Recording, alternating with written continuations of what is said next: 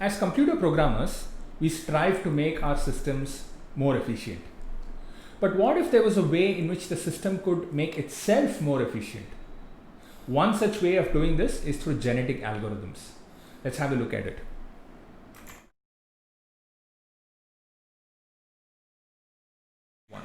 Hey, Hey RK. hey, how's it going, man? So today we have genetic algorithms. Yes, we I'm do. very interested to know about that because I have really very little idea about what it is. Right. Hey, it's actually not that complicated, and although it can evolve very complicated solutions by itself, programming it itself is not that difficult. So we look at genetic algorithm today, and so I just have like this very small presentation made, Ravi. Yeah. So let's just look at this. All right. So in this specific example today, we are going to be working with this creature that we call as the orb. Okay. An orb is affected by gravity, right? An orb can either move left or right, or it can also jump. An orb must reach a target. It must overcome obstacles, and each orb essentially is a creature that has its own DNA, and that DNA contains about 200 genes. Why 200 genes? It's a number that I arbitrarily chose. Right. Depending on your situation, your orb or your creature can have as many genes as it is possible. A gene expresses itself as an ability to either move to the left or right, or to jump. An orb dies if there are no more genes left to express, if it crashes with an obstacle, or moves out of bounds of the environment. All right. Once again, these are rules that I made up arbitrarily. An orb has Arbitrarily. arbitrarily. Sure. I know. An orb has one if it has touched a target. Right. All right. That's Right. about it. Yeah. Okay. Now let's look at what the environment is going to look like. So essentially, this will just be a canvas in which there will be many orbs, each having their own DNA, Right. each having their own genes. Right? Now, the environment is the one that is responsible for determining which gene is expressed. Right? So if there are 200 genes, which gene is currently being expressed, meaning will it move left or right, is Right. determined by the environment. Okay. The environment is responsible for mating successful orbs. What do you mean by successful? Meaning, if out of the 20 orbs over here, 2 have made it closer to the target, they Yes. are the most successful ones Right. of that generation. Right. Mating is a process, exactly like a biological process. We will create a new generation of orbs from the DNA of the top 20 orbs. We are forcing natural evolution instead of having done automatically. Right. Mating involves 2 orbs, exactly like a biological process. Each new orb inherits 50% of its parent, right? Like a biological thing. And every time a child orb is created, there is a small chance in which mutation can occur. That's what we are going to be doing today. Okay. Now, before we did this episode, we also did a supplementary video, and in the supplementary video, we basically set up the primitive physics system required to actually run this. Right. Now, I'll just run this and show you what we have done until now. So this is a system where this is the orb I'm talking about. Yes. You will see that it has no obstacles, it has no target. That is what we will essentially develop as part of this episode. But the physics system required to do this is basically ready. Right. All right. So let's get cracking Started. on this one. Yes. All right. Let's get cracking on this one. All right. So I already have a canvas ready. I already have the orb.js. Let's look at the orb.js, which is essentially the orb. Right. And it has a specific radius. It has velocity. It has its own color given its alpha and everything. It has a function called add force. Where force is essentially added to it, so it can be either an X force, Y force, or a combination of both. The update will update the position with its velocity. Okay. All right, and I also have this method to calculate. Basically, you see the spoke over here. You see the spoke that is rotating. Yes. So that is determined by this radians function. Okay. So I just have a very simple stroke.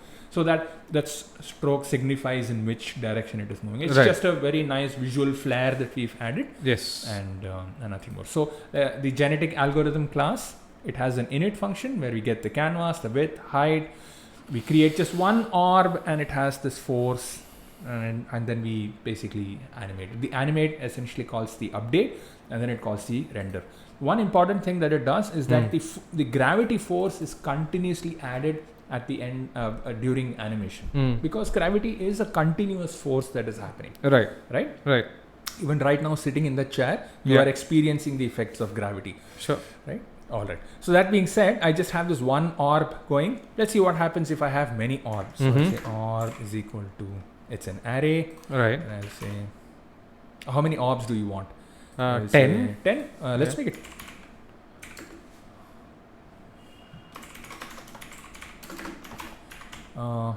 Did you say 10? I'm going to make it 20. Okay. So 20, and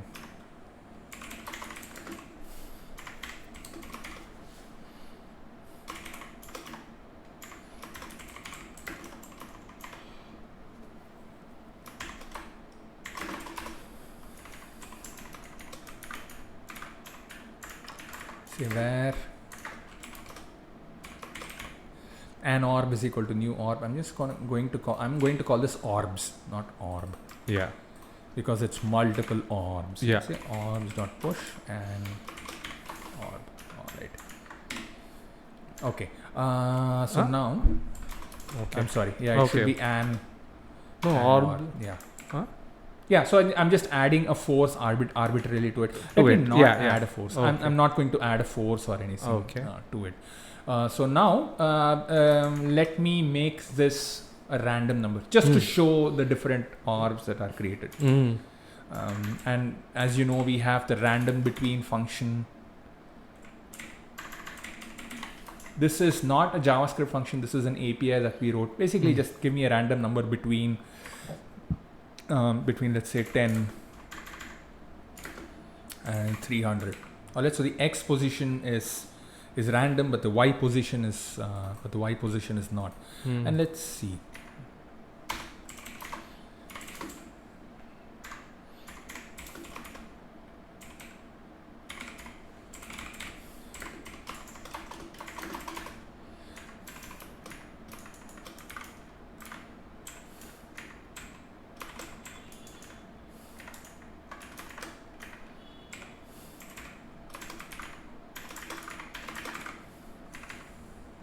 By the way, Ravi, I'm not going to make that fast forward thing anymore because I thought that led to a lot of confusions. Oh, okay.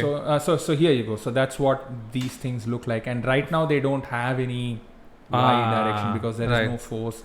We've not given them any force or anything. Now the thing is, we should be able to see through them.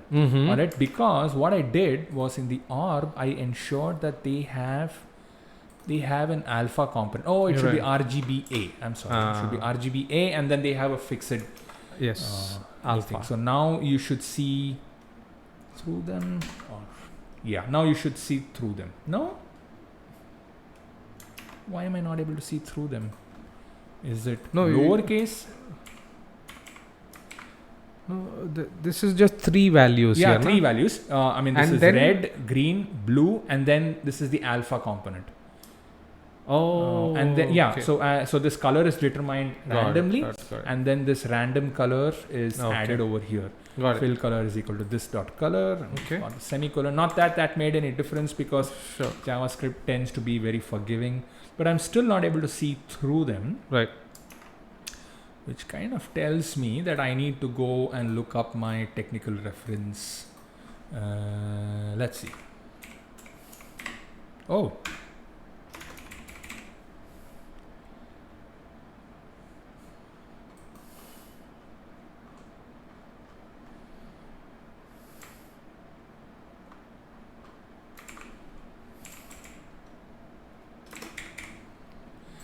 Fill style any and black.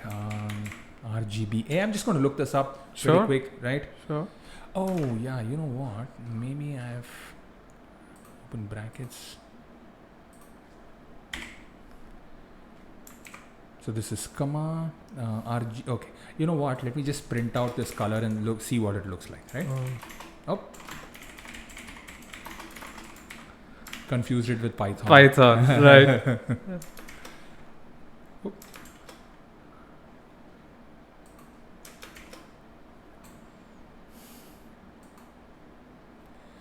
So yeah, so this is in fact correct. So these RBG values are in fact correct. And is the function the right RGBA that you want? Is that the right function? Yes.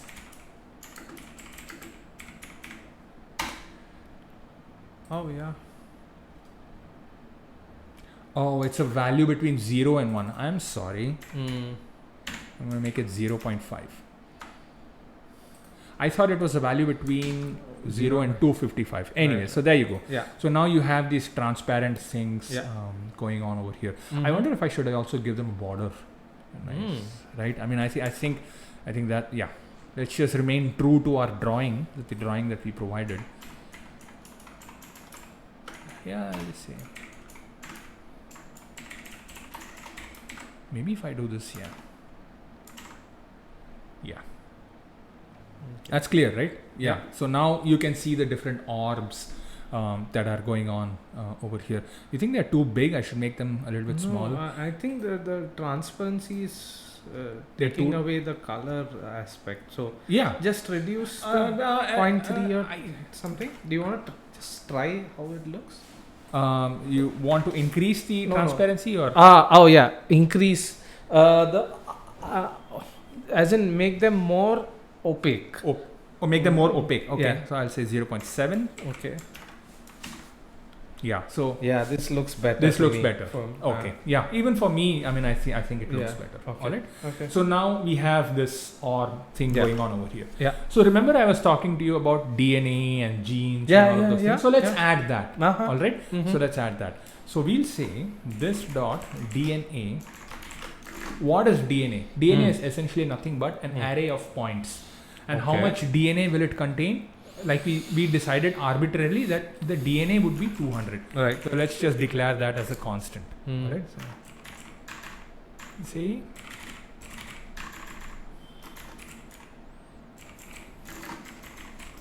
I'm calling it gene length, not DNA length, because genes are contained within DNA, right?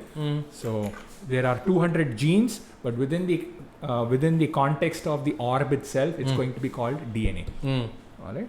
So is equal to nothing but an array for where I is equal to 0, I less than gene length, I plus plus.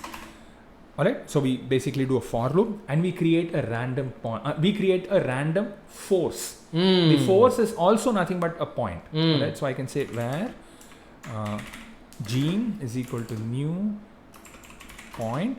So it will have an x force and a y force. Alright, so we can say new point. Oh, I'm sorry. Random between. Alright, so how much force do you want to give it? So it can be any force between. Alright, so before we do that, let's look at the max velocity. Max velocity is 8. Alright, and we've also decided that gravity is going to be 0.8, which means it's a constant force of 0.8 that is forcing down on you. But it needs to jump, right? And that jump needs to basically overcome an obstacle. So it can be. Or at least the y force should be a little bit greater than 0.8. All right. So random point between 0. Let's say the x would be 0.3, 0.3. Negative of 0.3 to 0.3, that's the x force, right? And then the y force. And the y force, I'm going to say, give it a little bit more jumpiness. How about 0.5? All right, I'm just going to give it these arbitrary values and see if it looks right. So now I have created these genes. Right. What of creating these genes? Now what will happen is, now remember in the update function is where I'm adding the position to the velocity and all of those things. All right. So the force needs to be added to the velocity. And what is that force? That would be the gene. But which gene is it? That would become an index over here. So I'm just going to say, I'm going to ensure that the update receives an index, and that would be the gene that is expressed. Remember how in the presentation I was saying that the environment is responsible for ensuring which gene is being expressed. Right. That is what is perfect. So you have the update, Mm-hmm. and I have the index, and I'm going to say this dot velocity dot x plus is equal to this dot DNA of index dot x. Is this clear? Mm-hmm. Right? Mm-hmm. And the same thing happens with the y force also. The same thing happens with the y force also. Okay. So every index Sure. basically takes the DNA from that location, which Mm. is basically just random points, Mm-hmm. and then it adds it to the velocity. Right. The velocity goes to the position. Mm. All right, increases the position. Mm. Now what? Now let's go back to our environment, which is basically the main file. And in the environment, we are just basically calling all of the orbs, and we're just calling the update. But it also needs an index. So I'm just going to create a variable called idx is equal to 0. All right, and I'm going to say, excuse me, just going to say update of idx. All right. That's it. And then I'm going to say index plus plus. Now if index is greater than, what is that, gene length, right? Gene length. Yeah. Right. Yeah, basically Yes. gene length. I mean, it's Right. gene length minus 1. Right. If it becomes greater than gene length minus 1, then I know that one generation is complete. Right. That generation is essentially complete. For now, what do we do?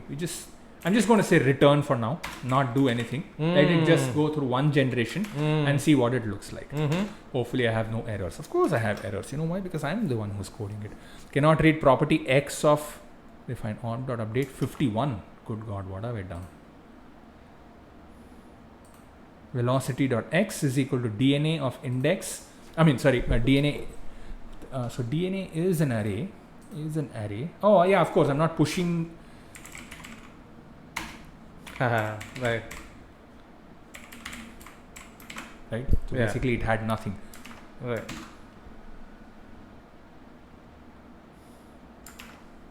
All right. So I am pushing. Okay. What I'm going to do is I'm just going to go to one orb for now, and I'm going to print out.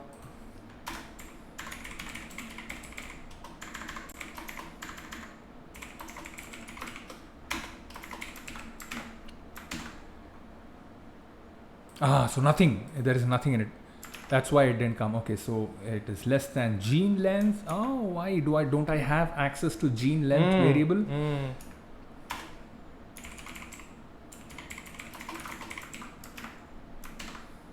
200. Right. So gene is equal to new point of, oh man, push is a function and I'm using square braces. Alright, I'm going to remove all the logs because I'm confident that this time we have fixed the issue. Alright. So can you see that random movement that it just gave? Yes. But you will notice that it still cannot jump. Right. And the reason for that is, gravity is a force that is 0.8 in the downward direction. Right. It cannot overcome that. And remember, we just said left, right, and jump. Right. But we are giving minus 0.5 over here, which means there is a force that is also acting in the downwards. Downward We don't want that. Yeah. So I'm just going to say between 0 and 0.5 so that all of its random jumps are in the upward direction only. Hold on, if they are in the upward direction, then it has to be negative. Right? Because gravity is a positive force, this has to be a negative thing. Right. So give me a value between minus 0.6 and 0. Okay. Right? That's the upper and the lower limit. Let's see what happens. Alright, so now it has like a nice proper jump and all of those things. But you will also see that it has basically ended its. Yes. I mean, basically, it's come to the end of its life. Right. Basically, its Wow. genes have run out. Wow. I'm going to make this a little bit more powerful. Yeah. Right? Okay. So that being said, let's just don't want color console log. I also want to ensure that I'm printing out. I'm printing the gene that is being expressed right now somewhere on the screen. That's number one. And number two, what generation we are on, so that when a new generation comes, we do this. So let's just create variables for that, where generation is equal to 0. We start with 0, and then we have the gene already. We have the index going on. All right. So let's just print that. I'm sorry. What is that? Fill text. I keep forgetting.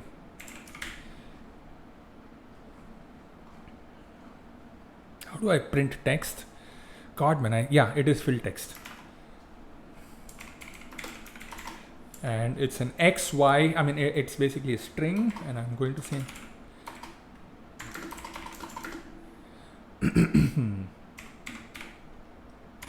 X and a Y location. I'm going to make it at the top left. Put it at 10, and Y location is 20. All right, so that when I go back here, so that's the gene, and it has a different fill color and all of those things. All right, I'm just going to make sure that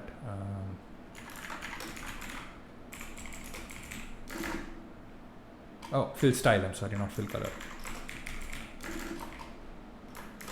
Black.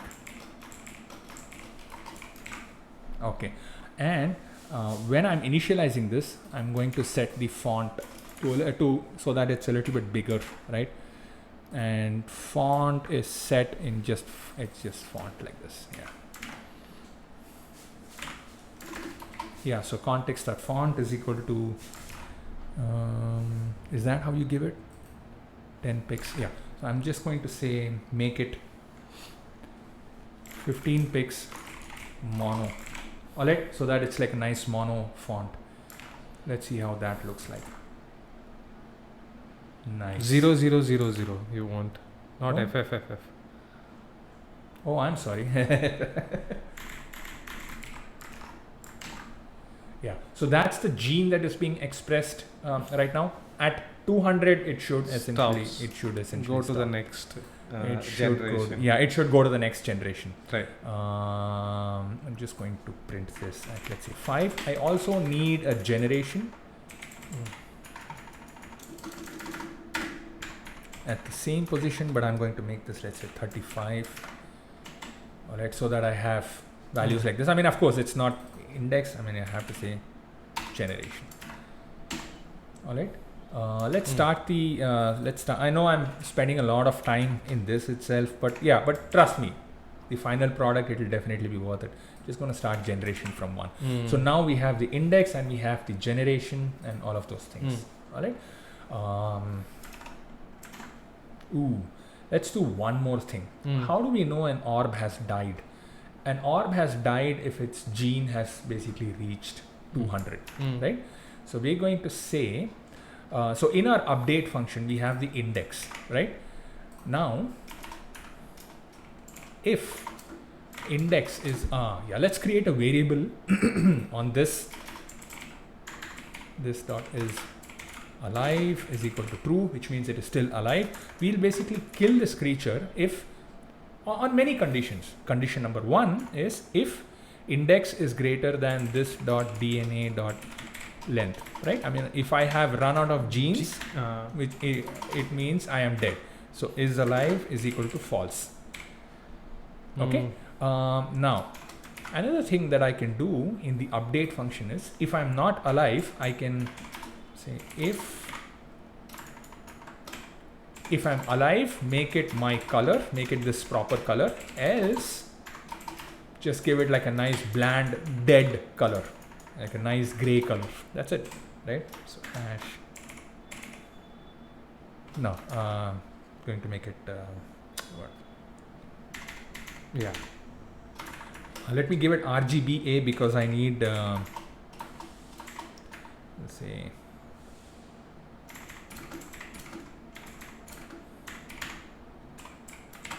Okay, now let's see what happens if it dies.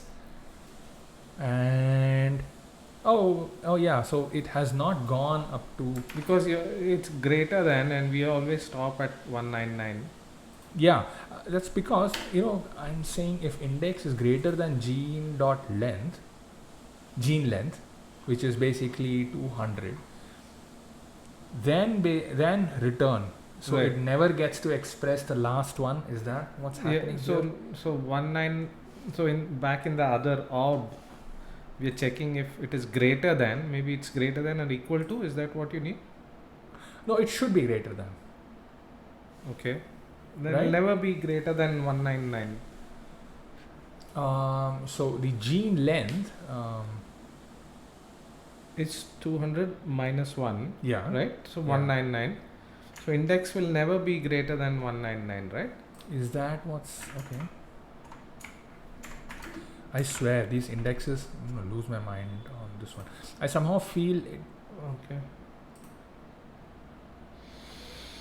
No, you know what? I'm just going to put this at over here. Wait, why am I doing a return? Yeah. Why do I care if it is alive or dead? I'm not going to do anything. Let the index go. Right. Let the index go. And then it becomes. Yeah. Until it becomes, yeah, I mean, that's because what I'm doing here.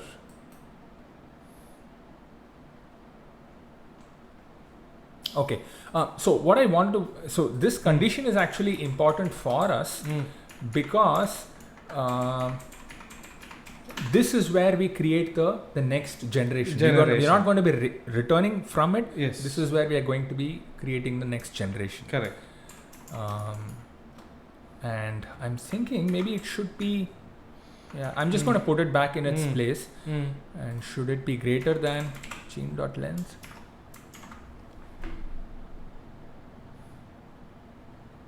No. Okay, so index starts from 0 and it goes all the way to 199 because that's correct. That's the correct indexes from 0 to 199. Correct. Why is it not dying? So at 19, so does it actually come to 199?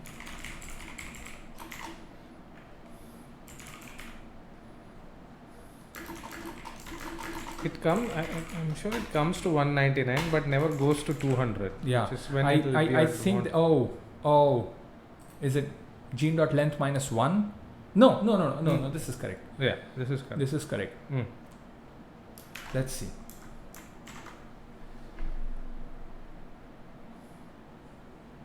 Yeah, so it reaches, I mean, DNA length is 200. It's not 199. DNA length is 200. DNA length is 200. Oh, Correct. okay. Then in that case, Yeah. No. That is. Oh, then, yeah. no.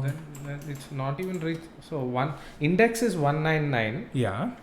and DNA dot length is 200. Yeah, which is basically DNA dot length minus 1 would Is be 199. And it'll never become greater than 199. It'll never na? become greater than 199. Yeah, that's why it never says it's alive or it's dead. It never dies. Yeah, it never basically meets this condition Correct. and gets to the next Correct. update, which Right. means we just have to make sure that the index goes beyond that one. Yeah, right. I mean, so that it Sure. goes at least one. We shouldn't Beyond. be returning from it. We shouldn't be returning from it. Right. Right. We should Right. let the loop continue. Right. Yeah. Pass. Correct. Yeah. Yeah. I'm just going to say index for now. For now. I'm just Okay. going to reset it back. For now. That's Okay. okay. That's okay. Okay. All right. And it never dies. It never dies because it never Again. exceeds Yes. 199. 199 here. Right.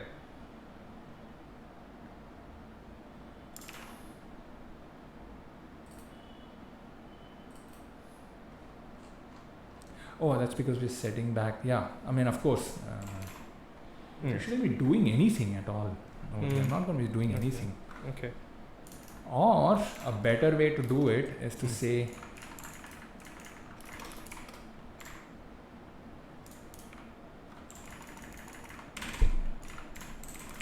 now let's see what happens.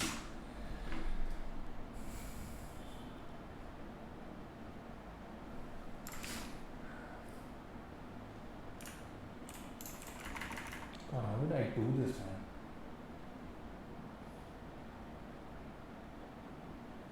I hate this dead hair thing that happens.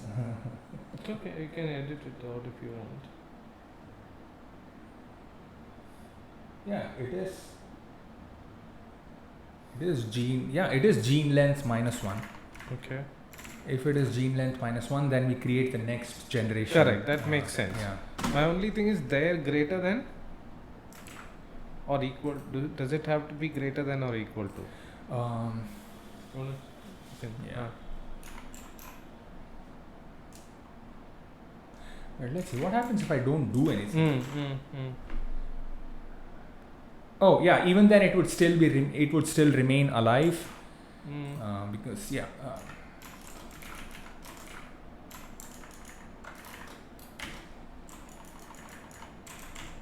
Okay. Yeah. That makes sense. Okay. Just gonna comment this out for now. All right. Mm. So yeah. So until Correct. this is less than gene.length, keep going. And please, for the love of God, just die, man. Oh yeah, 200 is it has reached. Okay, Dot because length, it'll yeah. do one more I Yeah. plus plus. Yeah, and I'm going to also remove the console.log.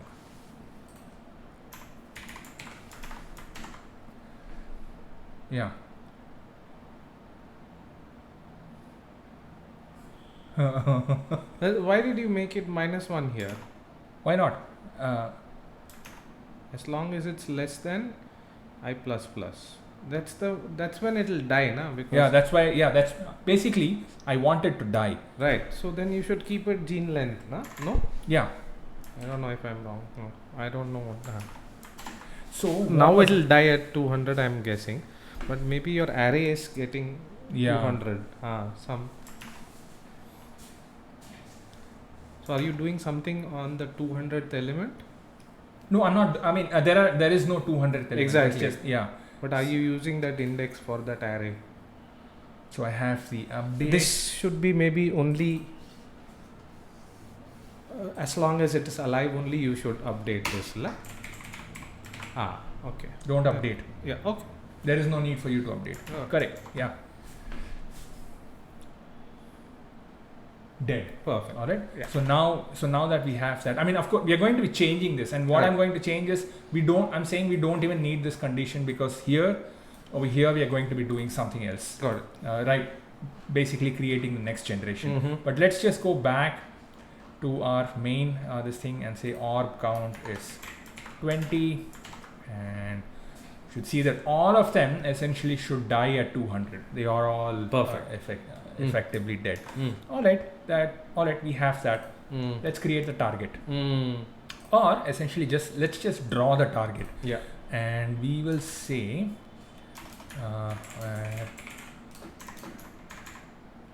target.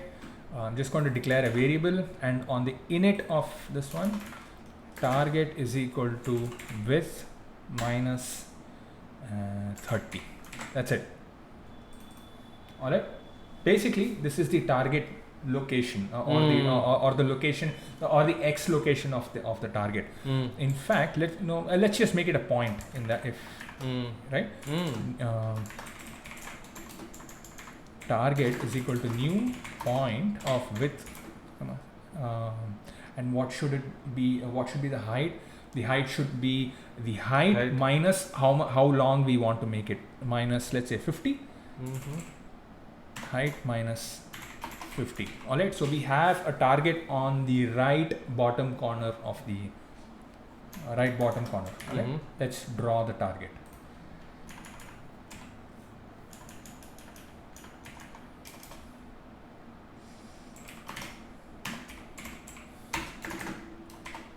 let's make it like a nice green color. Mm. So it's RGB 00. I'm gonna make it AA00. All right, it's a nice dark green, not dark green, but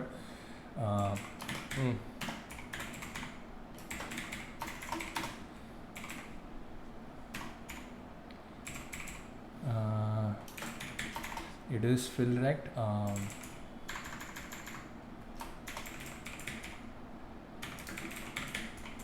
And how big do we want to make it? We want to make it, let's say, 30 thick and 50 in length. I mean, it has to be 50 in length, and but I don't want to make it 30. Let me make the target at, let's say, minus 50 and just make it 30 in length. Yeah, that's it.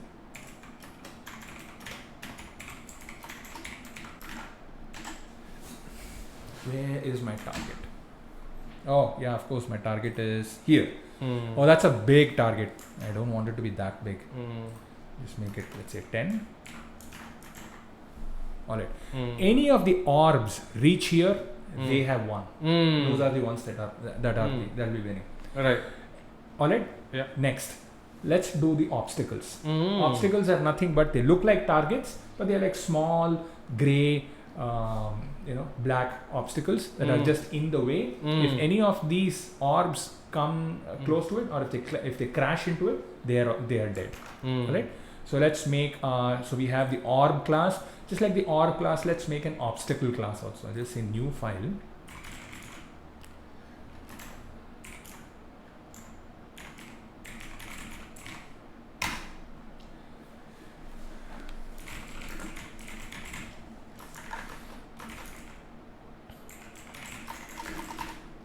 And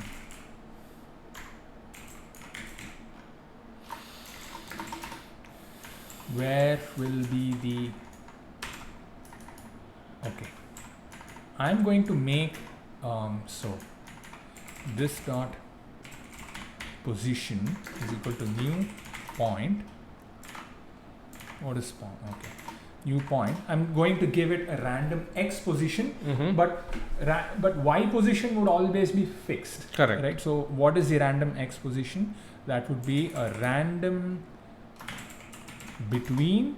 So I don't want obstacles all along the way. Right. I don't want obstacles over here, for example. So I want obstacles from let's say this position to this position, or let's say this position. Right. All right. So I'm so between 300 and 500. I want all my obstacles only between those points, between 300 and 500.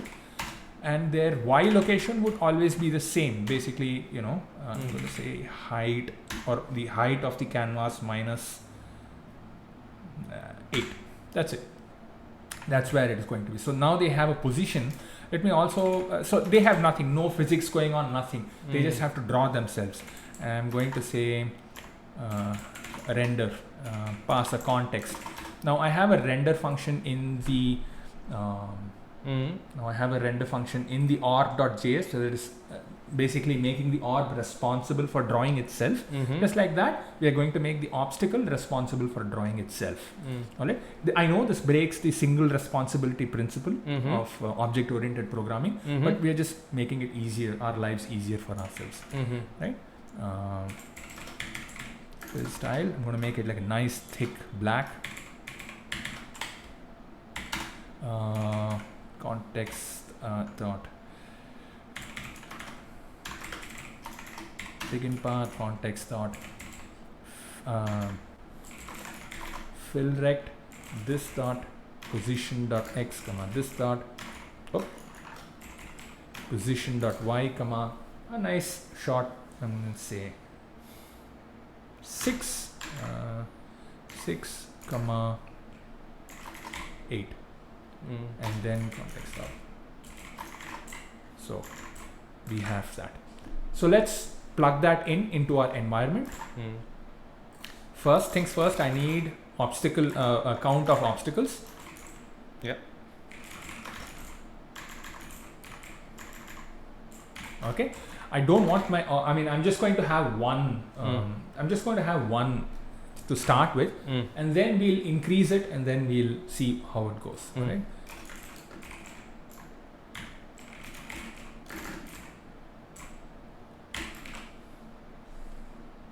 And in exactly the same way, we're going to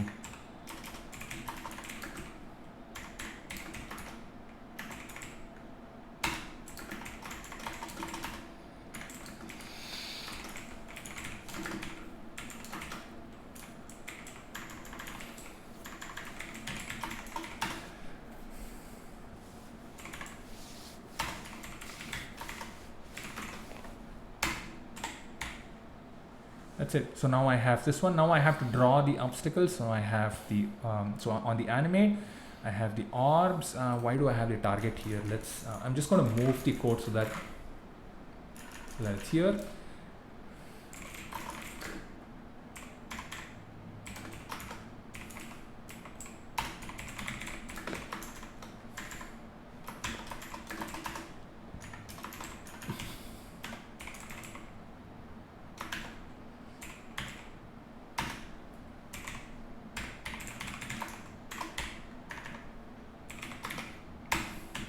Make the obstacle responsible for itself. Responsible for its own drawing on, and giving it. Of course, there's an error. What did I do? Oh yeah. You know what? Because I have not included the obstacle.js in the index.html file. So I'm just going to take one moment.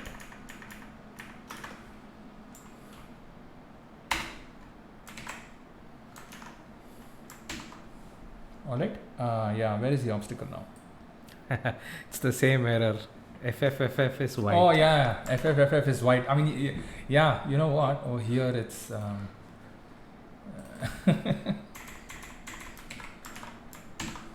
Alright, so we have this one obstacle. Sure. Now we also have to kill these orbs if they crash into an obstacle. But if they jump over it, that's fine. Alright, they can jump over it, but they can but they cannot crash into it. Alright. So let's just go to the orb and make it responsible for killing itself once it crashes into an obstacle. And we can do that by just saying for, alright Ravi, one more thing. I think I am hearing a lot of, I'm just going to say 25. Instead of the request animation frame, I'm going to call the set timeout. Sure. Because our CPU seems to be protesting against this entire thing, against the request animation frame. Nice. Anyways, over here, so we have that. We calm our CPU down a little bit because there are so many processes going on. Right. Anyways, onwards. Where were we? We were essentially ensuring that the orbs, if they crash into an obstacle. So for where I is equal to 0, I less than obstacles dot length I plus plus. Right. So if there are many, So how do we know if they are going to crash? So what should happen is that the distance between the orb and the x and y position of the obstacle, if it is less than the radius of the orb, then it means it has crashed. Let's plug that in and see what it looks like. Dist is equal to get the distance between this dot position dot x comma this dot position dot y comma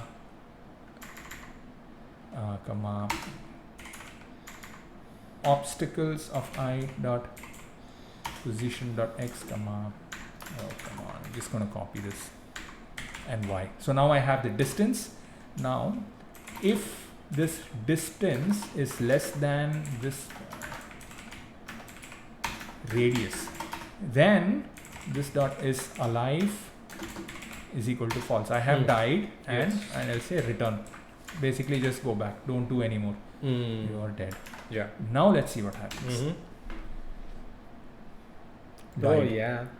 Alright, those guys, they jumped over it, but now we have reached the gene. Yes. Alright, last thing. Yes, this reaching the target. Reaching the target. What happens if it reaches the target? Alright. I'm going to create another variable, and I'm going to say this dot is victorious is equal to false. I have not yet won. Correct? I have not yet won. Correct. So how am I going to win? I'm sorry, where is that? So I remove this distracting code. Over here.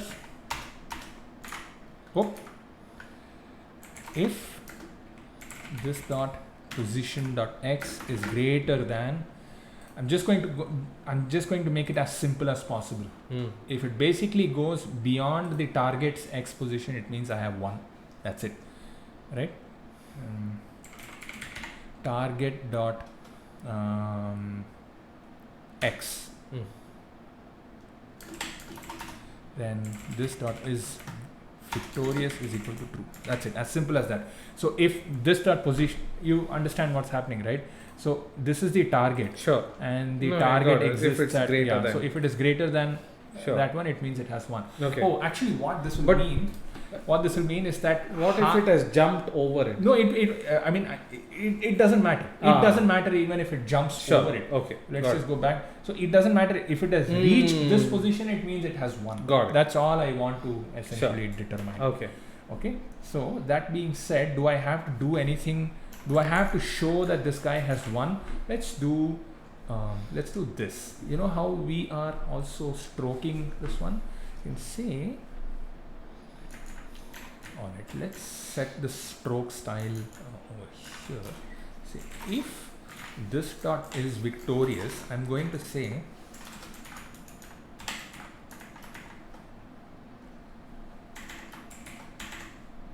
green. I'm going to give it a green stroke. Basically, if it has gone beyond that one, it will the lines these lines would appear green. Yeah. So right now we are not going to be seeing anything because we have not plugged in our this thing. Now that we have formed our hold on. Actually, we can see it winning. Do we care to see it winning? Actually, no. Let's move on. Now comes the genetic algorithm part of it. Now the environment is the one that is responsible to create the next generation. Right? So I'm going to remove this.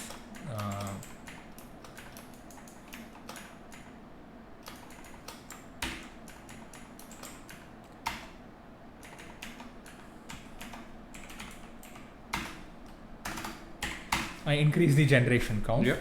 Essentially that happens. My index also should be set to 0. Right. Because I am basically starting with the next generation. Now, how do I know which one is more victorious? Here's the thing. I'm going to determine the strength of these guys by saying how close have you gotten to your target. Yes. All right. Yes. So I'm going to take all my orbs and I'm going to sort them based on how close they have gotten to their target. Okay. So let's just do that. First things first.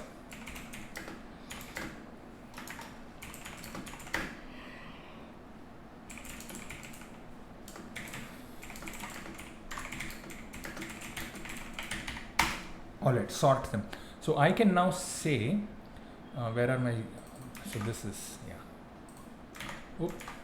dot sort, and the most beautiful thing about JavaScript is this, the ability to do this. So this is like one of those, this is like a lambda function. So you can now say, so you can now say if turn a dot position dot x is greater than b dot position dot x. Right, so that's a function. That's a function. It needs to be like this. I think I'm correct. So I want to sort it based on where their location is. So I will have to make sure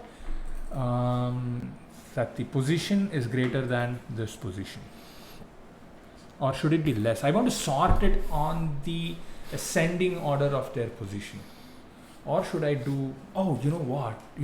Let's not do all of this. Let's not do any of this. Let's calculate something called as fitness. Now, if this has happened for all of the orbs, let's calculate something called as fitness instead of doing this. Once the number of genes have run out, the first thing we'll do is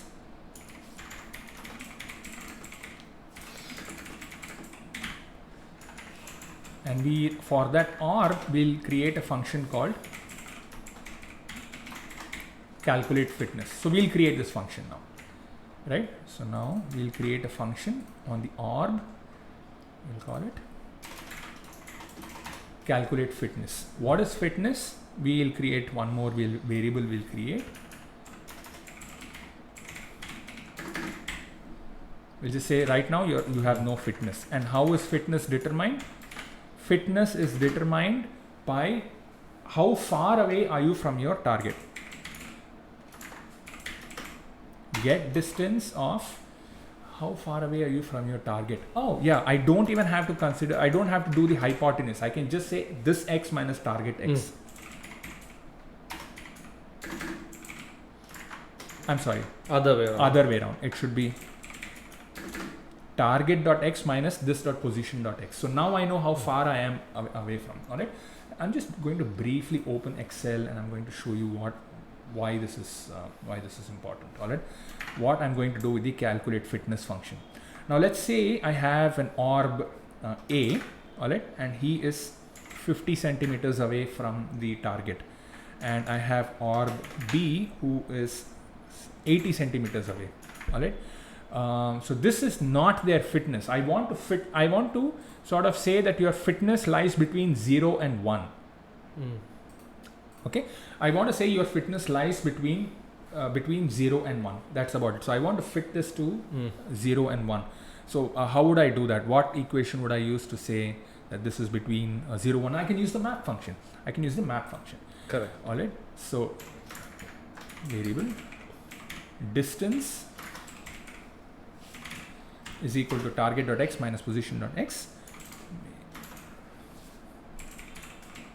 Fitness is equal to map this distance from 0 to width, right? Because I can be as far away as possible. Map this distance from 0 to width to a value of 0.8 to 0. Now I'm going to tell you why I'm only using, I know I said a value between 0 and 1, but over here I'm going to say 0.8 to 0, which means, okay, so if you're it is 0 to width. Alright, so map the distance between 0 and width to a value of 0.8 to 0. The closer you are to the target, the more higher your fitness would be. That's what this function is doing over here.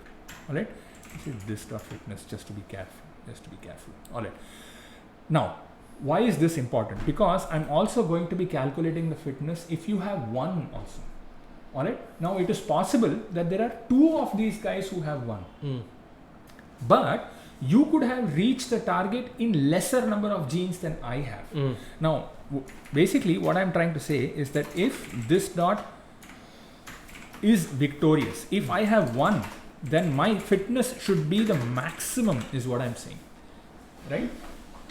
My fitness should be the maximum amount if I have 1. Any other position, if I have else, I mean, it should be like this. You understand what's happening over here, right? But what if 2 of these orbs have gotten to the target? They both cannot be 1 because you could have gotten to the target faster than I have. Then that means that fitness value is dependent on how fast you have gotten it. All right. So to do that, what I'm going to do is that, all right. So we get, so this is the gene, right? And this is victorious. But I also want to know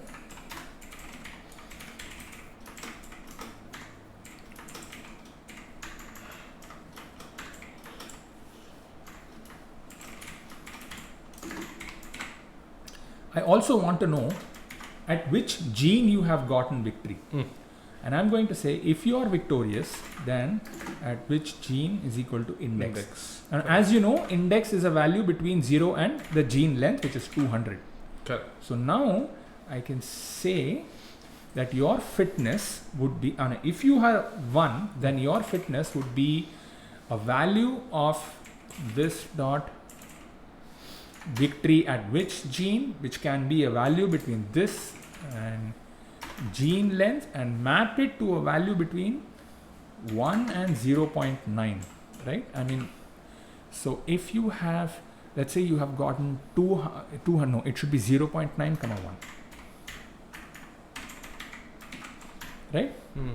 The faster you get to the target, the higher your, it should be 1 comma 0.9. It should be 1 comma 0.9. How do I, so let's say both of them are victorious, but you became victorious at, let's say, 80 and I became victorious at 100. You should be given a ranking of 1 and I should be getting a ranking of 0.9. That's what I'm trying to do over here. All right. That has to be 0.9, no? Oh yeah, this one, right?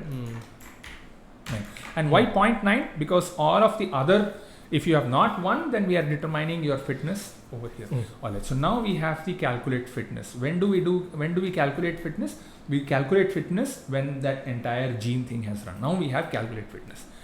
Now let's print out all of the fitness and see what comes out. And this is just a debugging string. I'm going to use this.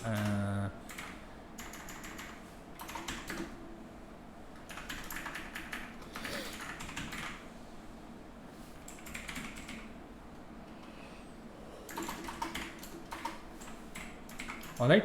Now I'm going to sort them, and I don't need to use position anymore. I can just say fitness. Find out what your fitness is. This is the natural selection thing, which is determining whether you have one or not one or whatever. Okay, so now I have this one. Let's just print it out again. Let's just make sure that we are seeing exactly what we want to see. I don't want to do a calculate fitness. I just want to fit it. I just want to print it out.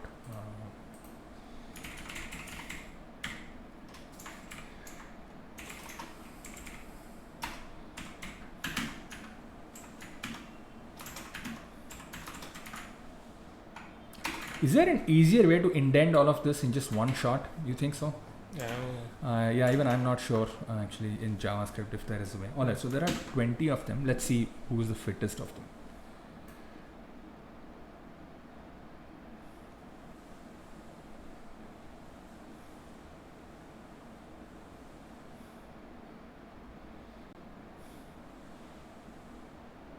So so sorting has not essentially happened. Oh wait, hold on. I can just say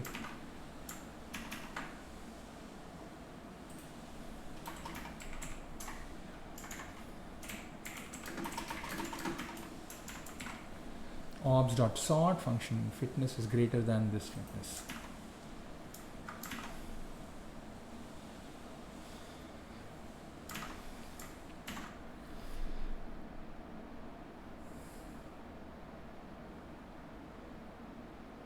Yep. So it is sorted in the reverse order for some reason. Yeah. Or no, it has not sorted it. It has not sorted it. I'm not seeing any sort happening. You know what? Let's just to avoid confusion. Let me just have 2 orbs for now and see what happens.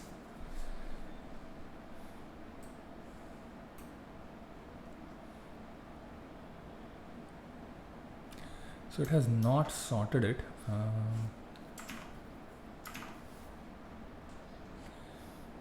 Should it be?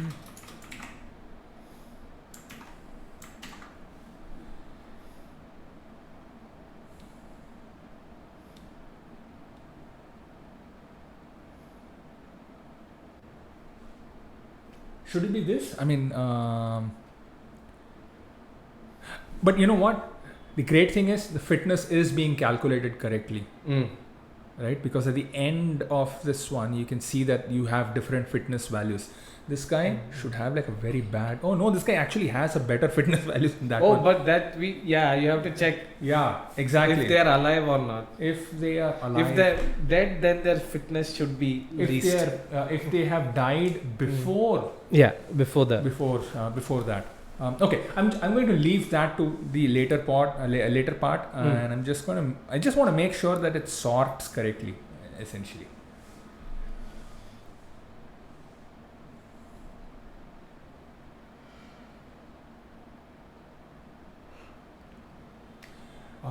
So just give me one minute to look this up. I'm going to look this up in the documentation.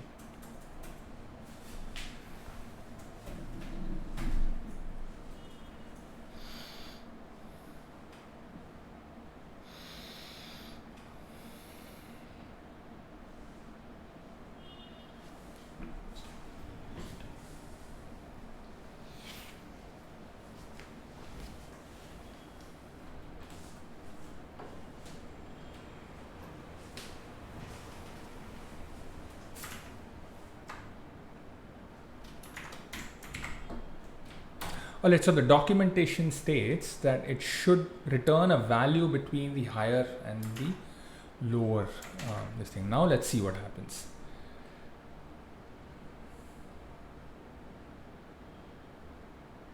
Yeah, so there you go. So the sorting does happen, but it should be b dot fitness minus a dot fitness. Yeah, so now you will have sorted values, and let me take it back to 20.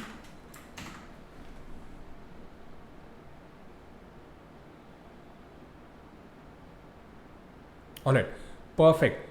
Now, all right, so now that I have this, all right, so now that I have the sorted list,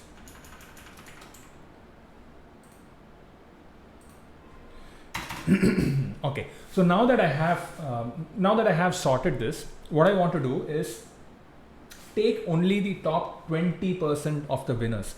So now I have a sorted list of all of these orbs. Let's take just the top 20% of all the winners. All right, so I have the calculate function. I have sorted them.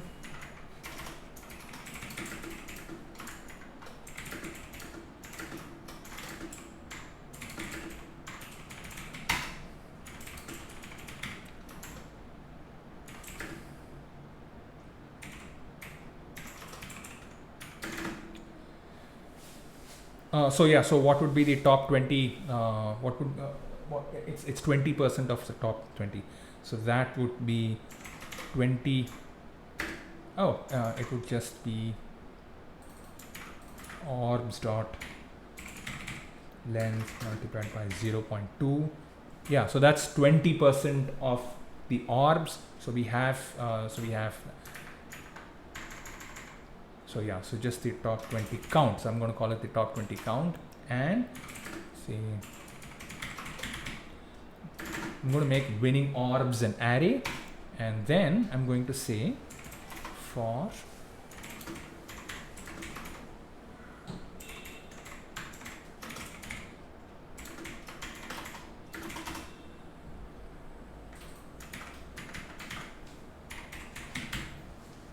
winning orbs dot push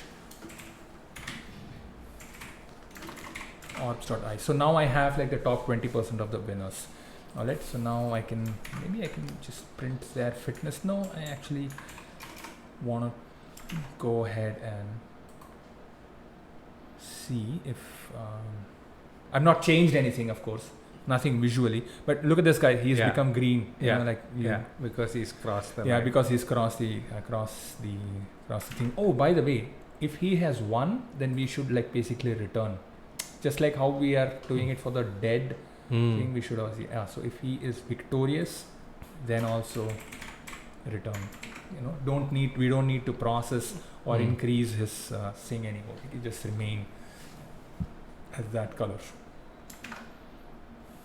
What else? Where was I? Like all over the place with this today. So now we have top 20% of the winners. Now what we do is we take them and we make them 20 again. Essentially, we make them 20 again. That's the point. That's the thing over here. Okay. How do we make them 20 again? Okay. Let's go back to Excel. Okay. So let's say I have. Top 20% of 20 would be what? 4 would be just the 4 orbs. And let's say this is their fitness: 0.9, 0.8, 0.8, 0.7, 0.6. Fairly straightforward, right?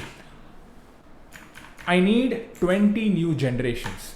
How many times should this guy appear in the next generation? That also is a function of his fitness, right? So if his fitness is 0.9, he should appear more number of times in the next generation than the previous one. Correct. So how many times would he appear? This would be 0.9 into 20. It would be a percentage of right? So so if it is 0.9, then basically it's like a percentage, man.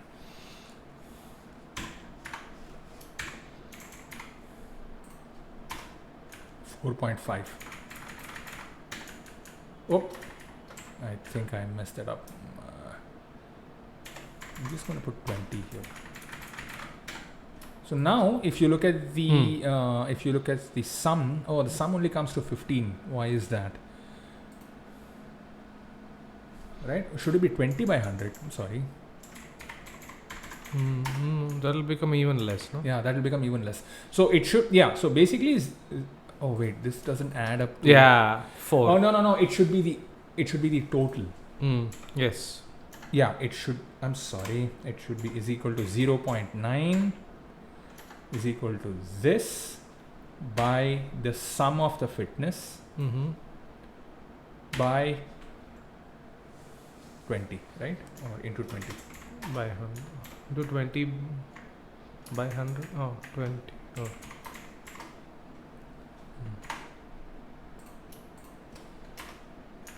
Yes.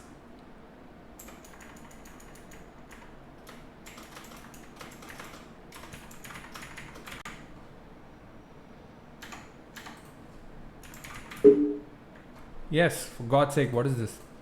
Just replace it. Now if you look at the sum, it would reach 20. Alright? So this would appear, let's say 5 times, 4 times, and this would, I'm going to say, so you get what is happening over here, right? So this guy gets to be in the next generation 6 times. Or this guy's genes get to be in the next generation 6 times. This one only 5.3. Of course, I'm going to round it off, or I'm going to seal it up. Right, math.seal it up so that this guy is also 6, that this guy is 5, and this guy is whatever is remaining out of that 20. Right? So that's what we need to do. So right now we are going to prep up the next generation. Okay. I need to have 20 of these guys ready. So for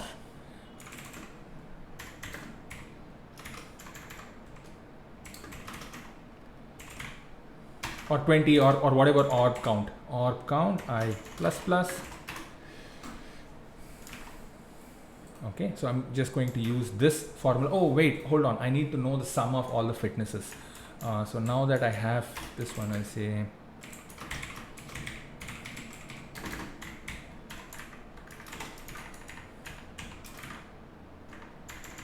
plus is equal to orbs of I dot fitness. So now I have the sum of the fitness also. So how many times would this guy appear in the next generation? So I can do that in okay, so I can start a counter over here. Let's say I start, I can say while it is not, right? So I can say index is equal to 0. I'm going to use a different variable. Give me another synonym for index. Counter, you say counter, all right, where counter is equal to 0 while counter is less than or count. Okay, how many times would so now I have the winning orbs, right? So I have the winning orbs. So where count in this generation is equal to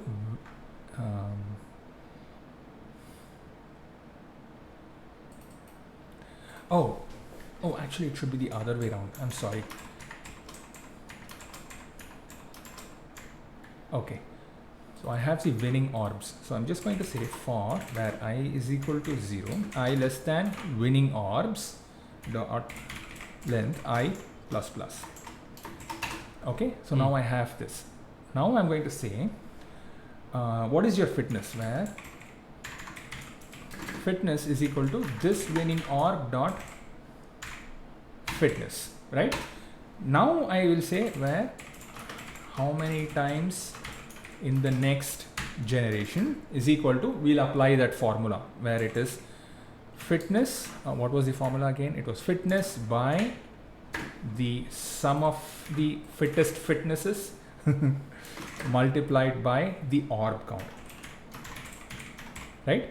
So that's how many times he will be in the next generation. I'm going to say this is math dot seal, so that it takes the upper bound of this value, okay?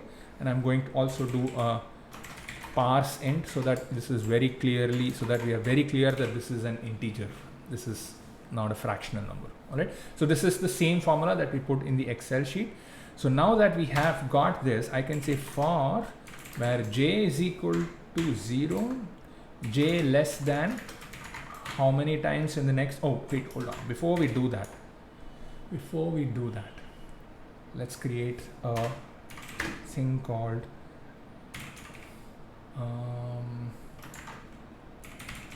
genes of, call it DNA of the next generation is equal to this. Now, okay, so now just to give you or tell you what's happening. So now I have the top 20. From the top 20, I need to take all of their genes and I'm going to sequence their genes away. And then I'm going to make those genes 20 number of I'm just going to take those genes and I'm going to like sort of mate them. That's about what is going to happen over here. So so how many times in the next generation? It's just how many times your DNA would be in the next generation, not the orb itself, all right? So DNA of the next generation,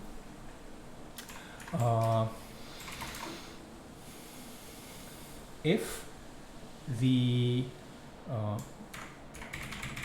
length is less than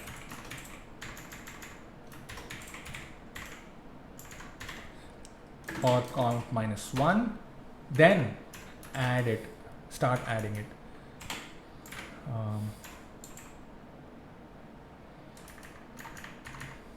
Is equal to 0, j plus plus.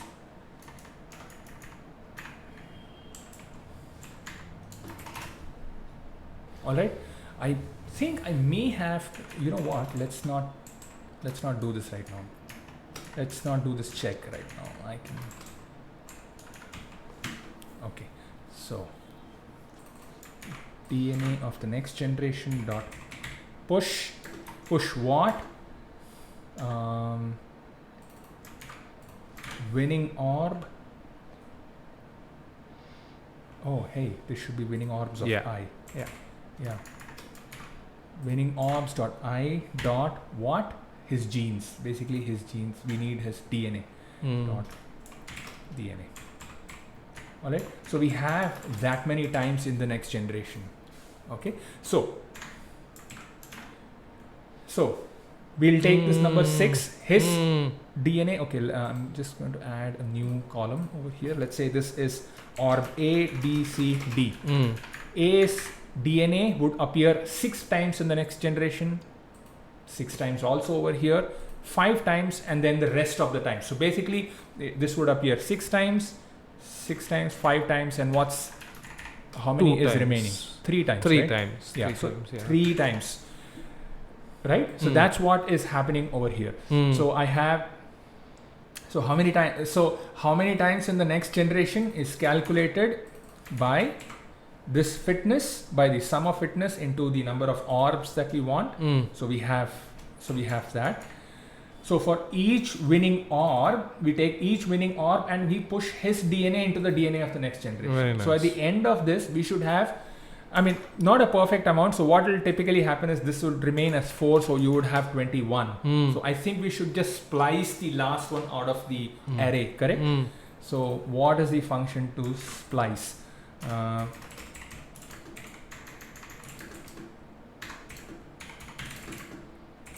I think it's just called splice.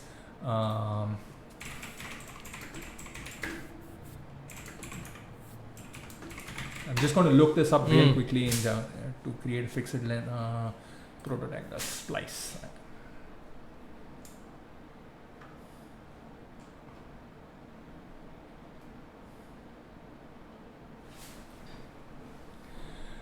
So the splice, an integer indicating the number of elements to remove from the start. No, I don't want to start changing the array.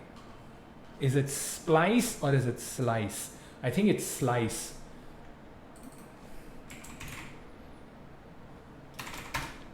It is slice, not splice, I think, yeah. So there you go. So if you did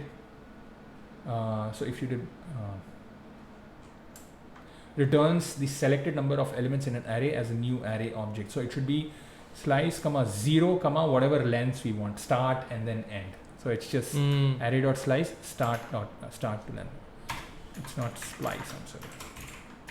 So DNA of the next generation is equal to dot slice 0 comma or count, or should it be or count minus 1? I think it should be or count minus 1. Yeah, minus 1. Alright, you know what, just gonna print out the length over here and see, just to see what it tells us.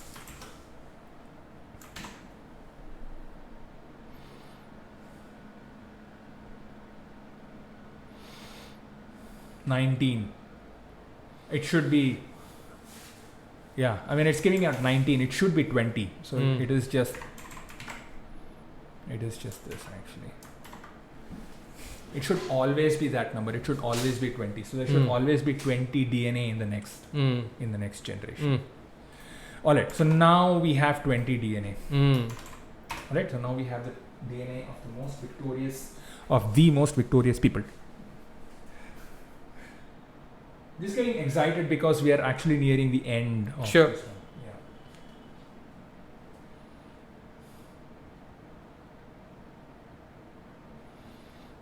Yeah, that's it. So now that we have this, we just have to go through all of this. Once again, where I is equal to 0, once again we do a loop, I less than or count.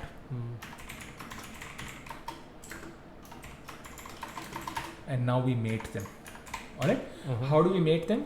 We can now say, so now we have a pool of, let's going back to the Excel. Now we have a pool of these 20 guys. We just randomly take them and splice them together. We just randomly take one guy from here, one guy from here, one guy from here, one guy from here. Just take them and then we mate them.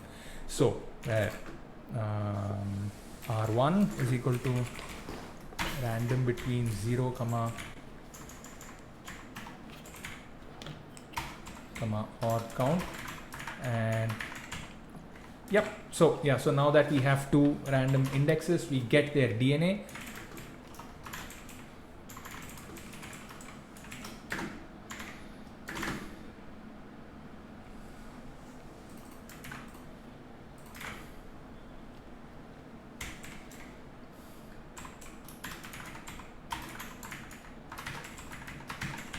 We have two DNA. Mate them. To do that, let me just create a new function called mate.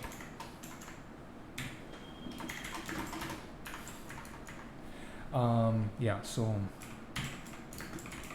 we have two DNA, which are just basically arrays of those genes, because we've been pushing the DNA, right?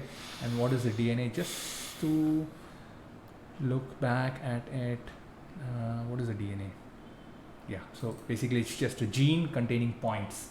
So these are all points. So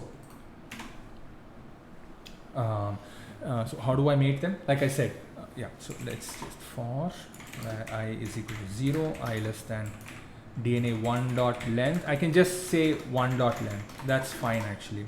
All right, DNA 1, because both of these DNA, I'm expecting them to be of the same size. So what I'm doing over here, this is fine. Say if I modulo 2 is equal to 0,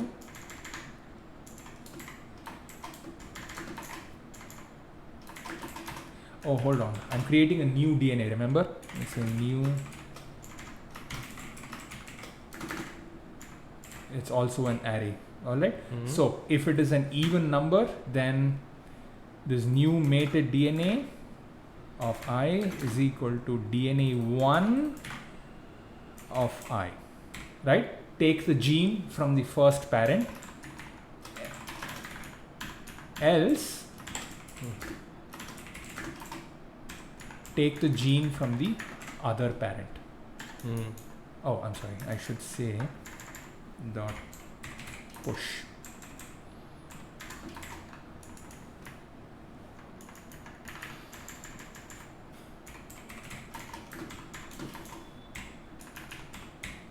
Alright, so now I have 50% of the DNA from one parent and 50% of the DNA from the other parent. I'll also need to make sure that at some point, at some very off chance, there is some sort of mutation that is happening. Alright, now the mutation that I'm going to do over here is just called as a splice mutation, or just a very simple substitution mutation, which means if in a random chance, say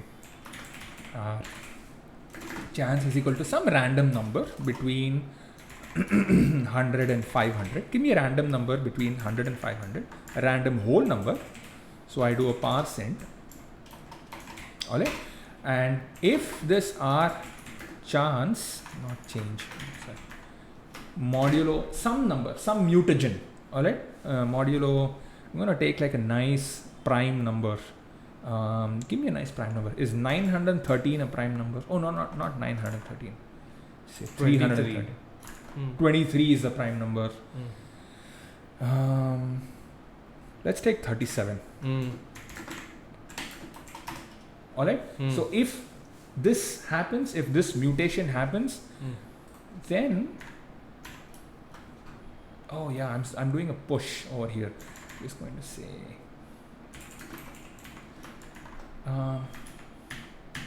Yeah, so I'm doing a push over here. Let me just look this up.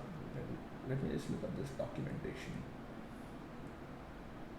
Oh yeah, so this is just. Oh, I cannot. Okay, I need to basically create this as a fixed array so that I can put that. Oh yeah, no, it will be created over here. It will be created. So I can just basically say of is equal to new point. What is that new point? It's basically a random, just the same thing that I did over here. So I'm just going to take this and I'm going to put that over here.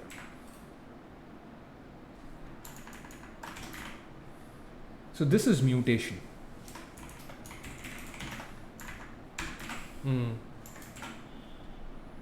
Alright, X force and Y force. At an off chance that this random number is divisible by 37, then I return a random number. That's it. And then I just return this new mated DNA. Alright, so now that I have these things, I can say that mu is equal to mate of random DNA 1 and random DNA 2. So now I have this mating thing happening. And now I will create a new orb of the next generation. But before I do that, I'll have to like sort of kill everything in the current generation. So I'm just going to say orbs is equal to nothing, or basically just an empty array. Alright, and then I'll say orbs dot push. I'll create a new orb, right? New orb. Alright, but I have not passed this DNA to the next, to this thing. I have not passed it, right? So which means I'll have to go back to my orb class and I'll have to have a new, so I'll have to create a new, I'm going to put a new DNA here. Alright, so I'm just going to put DNA. Just going to say child DNA. Now, this dot DNA now, if child DNA, which means if child DNA has some content, then this dot DNA is equal to child DNA. Else, create a new DNA altogether. Okay. So if I pass child DNA, I'll pass it, or else I'll not pass it. I'm also like getting the position from this thing. I don't think it matters. you know what, I'm going to remove the position over here because I'm going to start all of them from the same point. Which point?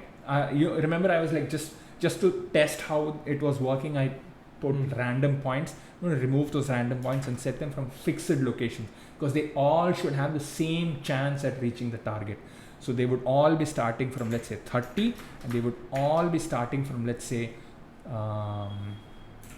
height minus 40. Alright, so 40 away from the bottom of the thing, they would have the same position. They all would start from the same position. So there is no X and Y involved or anything over here. So let's just go back to our environment and see where we have called orb. Alright, so there is nothing over here that I have to pass. So it's just an orb. So either I pass nothing, in which case it will create random DNA, or it will create, so I have this one, I have the new mated DNA, oh, where is that? Orbs.push new orb of new DNA. Either I do this, or I create this one. So at the end of this one, I have like a new generation of orbs with the victorious of the previous generation. Now, hopefully I don't have any errors, but that's not a given. All right, let's see how this works. They all start from the same location. They are all going to lose. Nothing is winning. Oh, wait. So now what happened? Property length of undefined at line 118. What did I miss?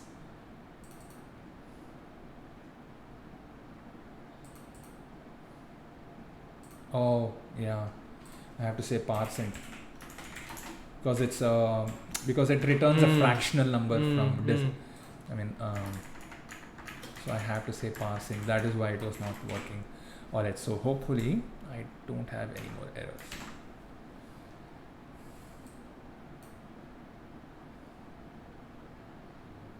Yeah, so I don't have any errors, but none of them is able to exactly go beyond. Yeah, is able to move on or is able to jump, right? Yeah, because their gravity is always greater than whatever we have designed them for, whatever we have allowed them for. Yeah. Okay, so let's look at their beginning gravity. So we've given it as minus 0.7, or should I reduce the gravity?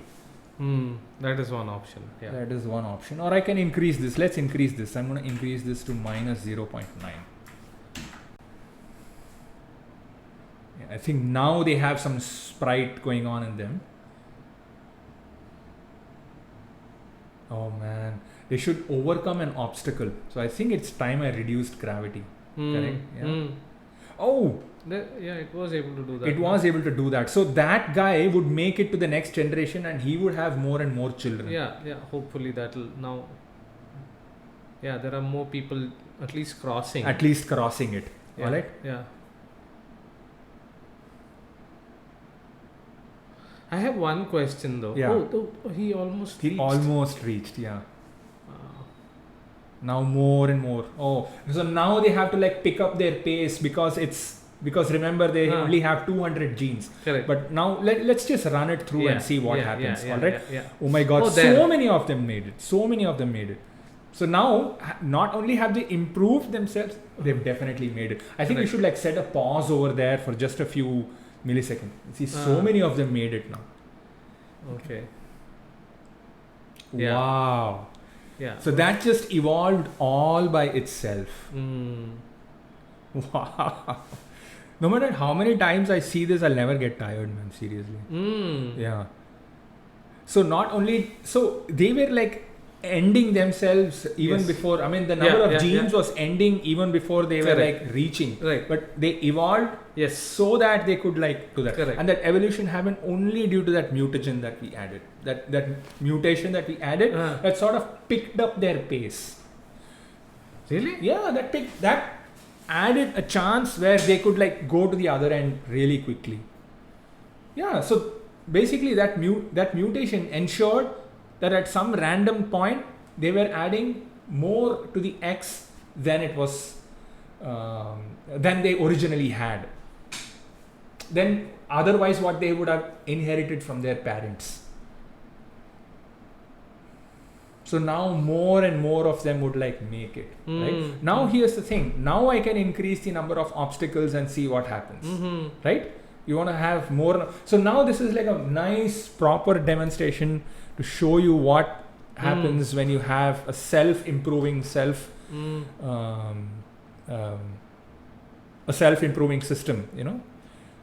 And you can see that a majority of them have like sort of made it across. These guys who constantly keep dying, so that's exactly how mutation works, right? Mutation can either be beneficial or it can be harmful. Beneficial in the sense that most of them make it to their target, but harmful because every now and then a harmful mutation crashes you into an obstacle. Yep. I have one question though. Sure. This mating idea, why would you not just take all Everything the from the winners and just pass it on to the new generation? Sure. Yeah. I'd leave it to the viewers to implement that. You can like download this code, change it so that you can just do winners. You know, I don't need any mating or anything. Right. Yeah. Right. I don't need any mating or Okay. any of that. Wow. Any of that sort. Yeah. You can see that More and they've more. evolved Yeah, that jump. yeah, They have yeah. like figured out that Correct, jump. Yeah. correct. And because we did that, if Very you, interesting. yes, it doesn't matter if you win, it matters how fast you win, because we put that calculation in. Yeah. They will constantly keep improving themselves. Like a lot of them have figured out that they have to jump early on. Yes. They have to jump early on. Correct. Wow. Nice. That's interesting. Yeah. Very nice. Right? Wow. Yeah. Let's increase the number of obstacles and see what Okay. happens. Okay. I'm just going to go over here. We just had one obstacle. Let's make it 5. Give it 5 obstacles. All right, let's see. Okay. So yeah, these obstacles are close to each other, but you get the idea. It just means that these orbs have to now have a huge leap they have to make. Wow. Will they do that? Yeah, they will. Oh. So this is just the 3rd generation. I think the last time we saw it was by the 10th generation they had reached, or they had at least crossed the obstacles. Yeah. We'll see. I don't know if this is if such a big leap is possible in It our- is possible. It is it? possible. They Okay. will figure out a way to do it. Wow. They will figure out a way to do it. I'm not going to fast forward this. I'm not going to speed this up or anything, because it takes an entirely too much time to render this thing. I'm just going to upload it as it is. Right. Just so that one guy just figured almost, it out. almost He just reached. figured it out. Okay, he lost that mutation. Basically, in this generation, he might have lost that mutation. Which means we'll have to make sure that we don't mutate this often. We should not mutate this often. We should Right. probably increase that mutagen factor, right? Yeah. I think so. Yeah, there you go. Wow. There you go. Amazing. That's really amazing. Yeah. And he lost that. Yeah, he lost that. Right. Wow.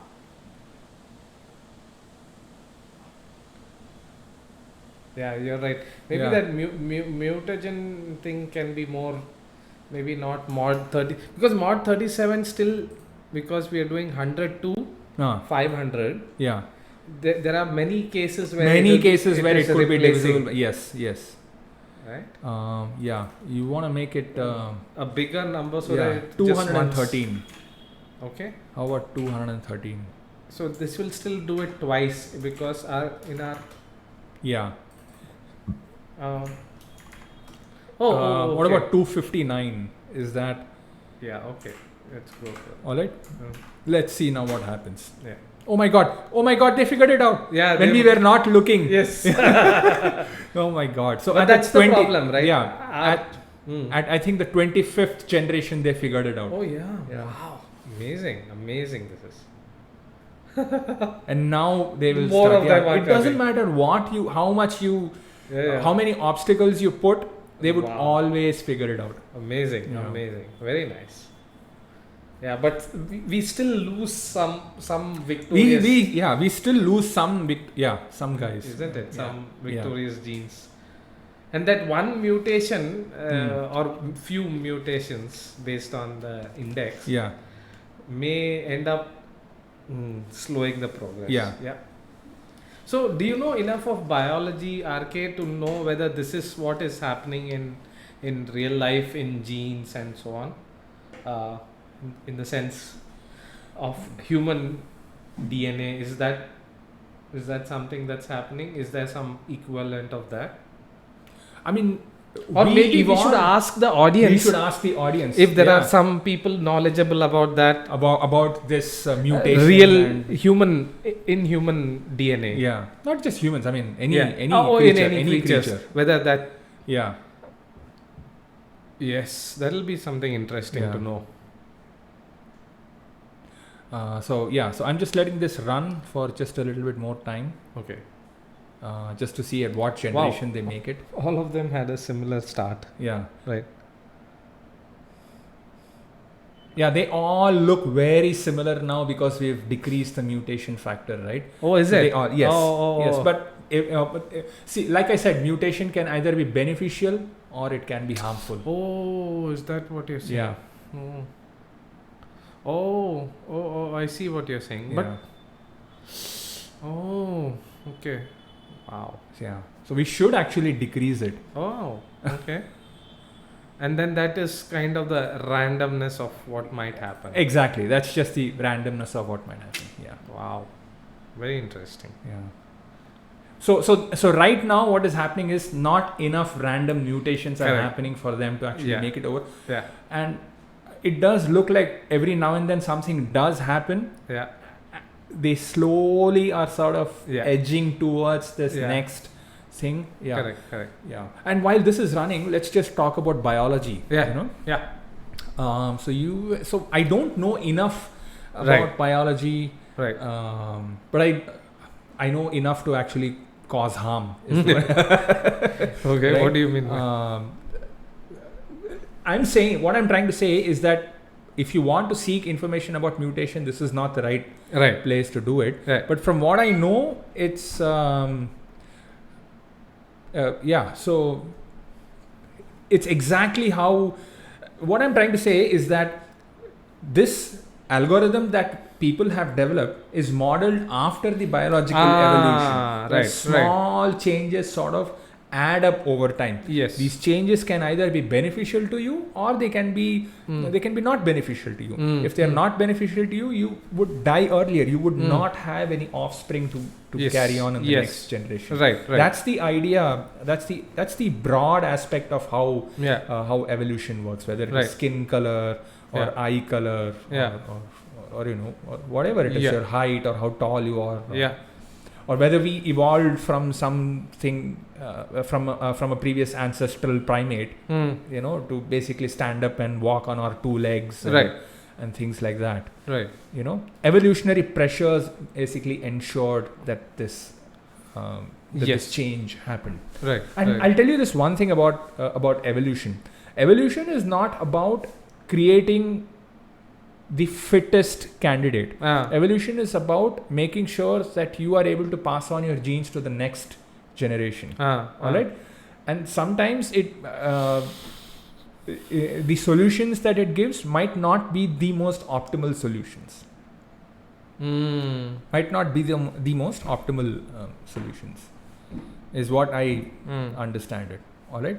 So I think one very famous example of this happening is we evolved, or let me put it other way. Let me put it in another way. If evolution, if let's say you have an organ in your body, all right, that is neither beneficial or harmful, then it would just remain. As long as it doesn't actively impede in the process of passing on your genes to the next generation, it would just remain in your body. Okay. It would just, that organ or whatever thing you caused it to be there with you in the first place would just remain there. All right. Take baldness for example. It has not. I mean, sure. Oh my God! At the 52nd generation, they have figured out to cross. Yeah. So these guys have figured it to cross. All right. So continuing on. Let's take baldness for example. Sure. people do feel bad about going bald and all of those things, right? Including me. Right.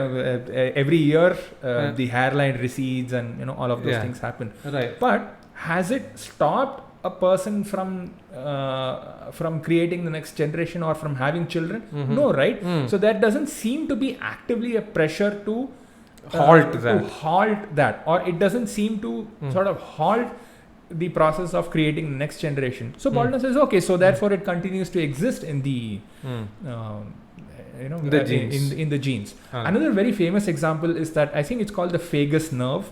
The vagus nerve, and what happens is it's a nerve that basically needs to go from your nose, I think, to the brain, to somewhere in your brain. Okay. I'm not entirely sure, but it takes a very circuitous route, right? It goes through the heart and through your brain. I mean, basically something to do with the nervous system, but it takes a very long circuitous route to where its signals need to be processed.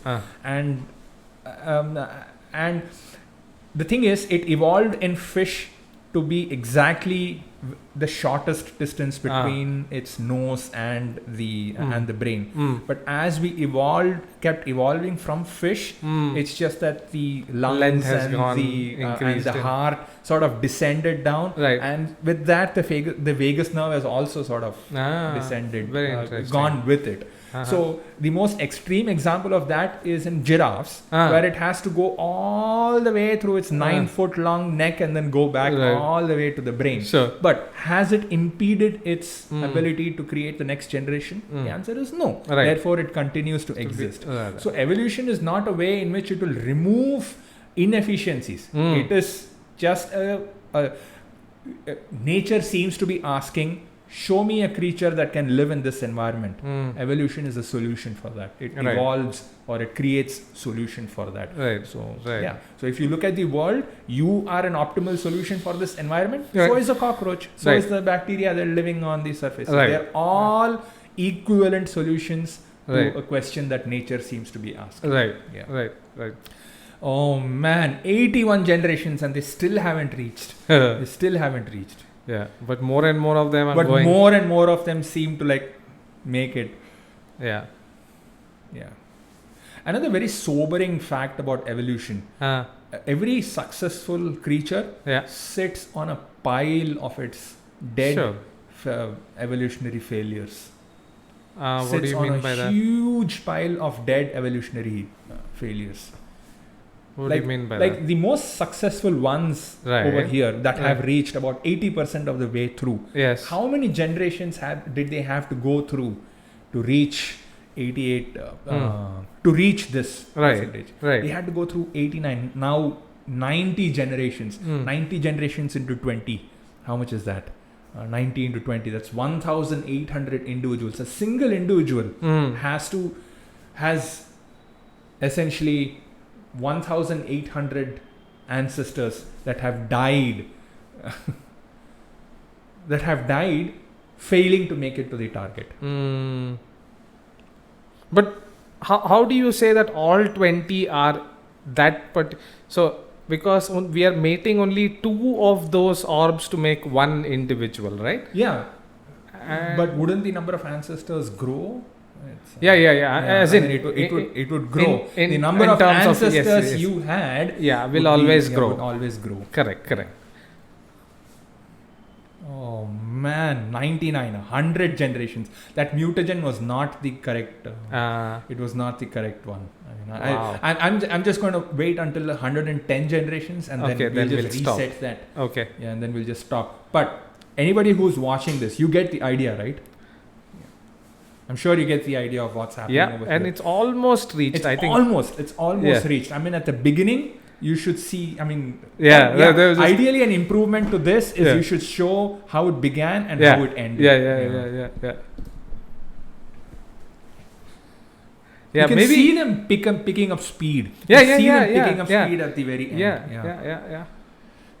And the thing is, we didn't program this. They just did it all by themselves. Excellent. That is the beauty of genetic algorithms.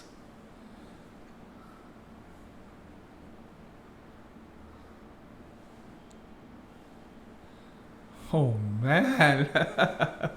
Okay. I think that's it. All right. So I'm going to stop and I'm going to set this back to, let's say, 120 or 121. I know it's not a prime, but it's like a nice, weird, odd numbers. Okay. Yeah. So this is one way of doing genetic. Genetic programs. We'll let this run in the background, and meantime, I'll show you on my website. I'll show you. I have this target finder thing. Yeah. It goes by another name also. It's called rockets, or it's called genetic rockets or whatever. I think the technical parlance for this is genetic rockets. Okay. Or simple rockets. So what I have over here is I have the same thing running over here. This is the target. Yeah. These are obstacles. Right. These obstacles have like these very tiny gaps through which these rockets must make through. Right. And their X and their Y positions are once again. Yeah.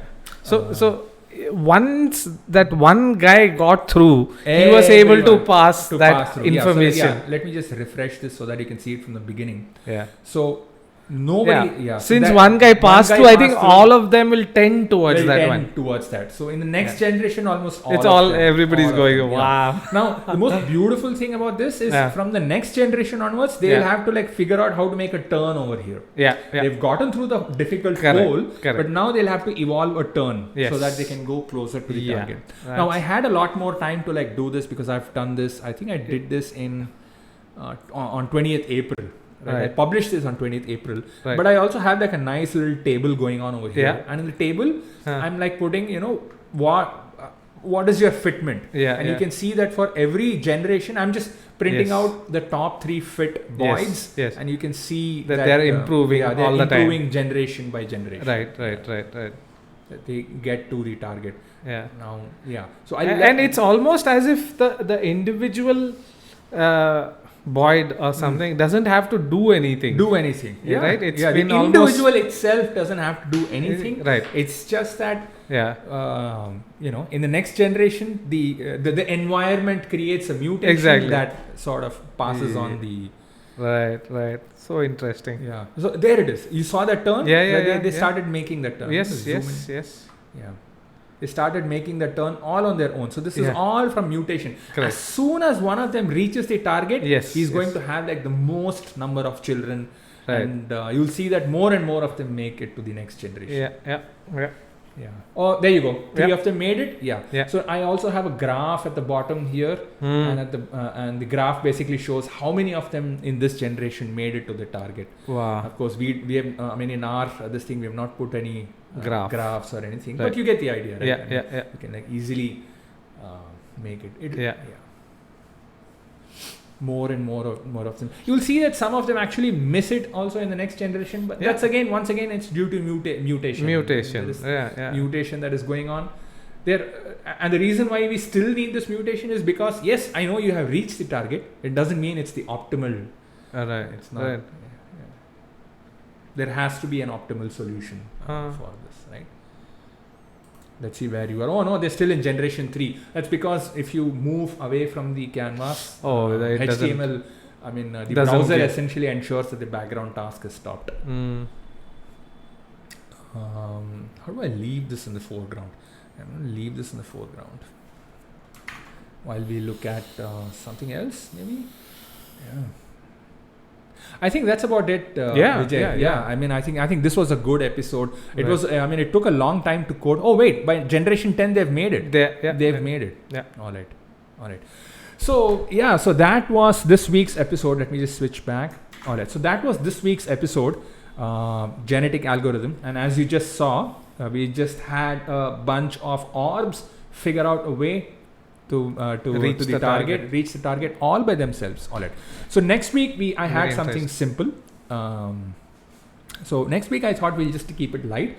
We'll do it in Python, and we wanted to actually write a program to find out anagrams of a given word combination. So given a word, I want to see how to find out anagrams of a particular word, and I think that will be our first foray into recursion. It'll be like it'll be an interesting. Be interesting to see how recursion works. Absolutely. Yeah, that's about it. So that's genetic algorithms for you. Thank you for staying with us for such a long time. If you liked this, if you want us to continue doing this, please like, share and subscribe to our channel. It will make us very happy. Yep. Thank you so much. Bye.